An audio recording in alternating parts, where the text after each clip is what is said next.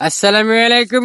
আমাদের মুসলিম ভুট্টোর মধ্যে এই যে ভুট্টো, সে পাকিস্তানের ভুট্টো খান, সে আমলে বিচে রূপান্তর করে থেকে গেছিল বাংলাদেশে।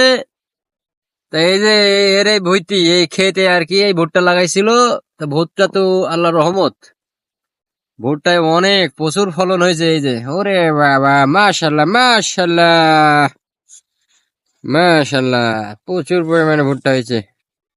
আসলে পাকিস্তানি জাত তো, ফলন তো হবে, কারণ পাকিস্তানের ভুট্টা, তার বীজ এখানে রেখে গেছে, সেই ভুট্টায় ফলন দেবে না, একটা কথা।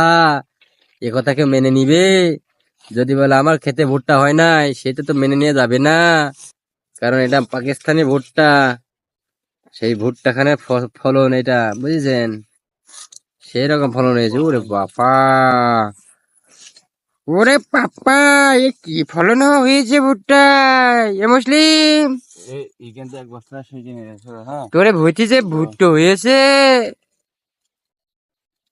দেখো দেখো কি ভুট্টো হয়েছে, বাবা রে বাবা।